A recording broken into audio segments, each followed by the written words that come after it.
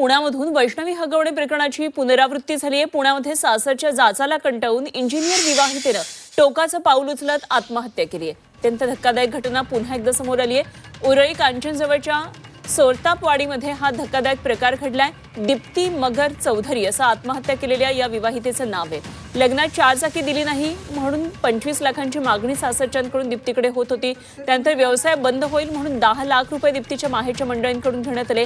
लग्नात स्त्रीधन म्हणून दिलेले 50 तोळे सोनं सुद्धा तिच्याकडून काढून घेण्यात आलं होतं आणि सातत्याने पैशांची मागणी होत होती। त्याचप्रमाणे वंशाचा दिवा मुलगा हवा मुलगी नको यासाठी तिचा मानसिक छळ सुद्धा केल्याचा आरोप करण्यात येतोय।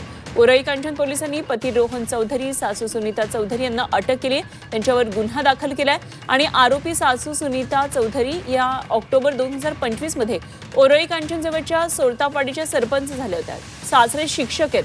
दरम्यान या प्रकरणात आता अधिक तपासणी लोणी काळभोर पोलीस करत आहेत। मगर कुटुंबात वाढलेली माझी मुलगी दीप्ती सोरतापवाडीमध्ये चौधरी या कुटुंबामध्ये दिले 5-6 वर्ष झाले। काही मधल्या काळामध्ये परवा तिने आत्महत्या केली नसून तिची हत्या झालेली आहे एवढंच मी सांगू शकतो।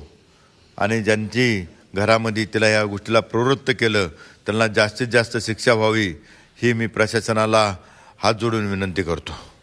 पण त्या लोकांना मुलगाच हवा होता। तिला ते प्रेशराईज करून तिच्या मनाविरुद्ध तिला ते बाळाबाट करायला लावलं त्यांनी। सासू नवरा सासू पण बोलायची प्रत्येक गोष्ट, काम नाही करत, मुलीला नीट सांभाळत नाही। इंजिनियर होती तुमची मुलगी, सगळं व्यवसाय सांभाळत होती। तुम्ही किती मदत केली?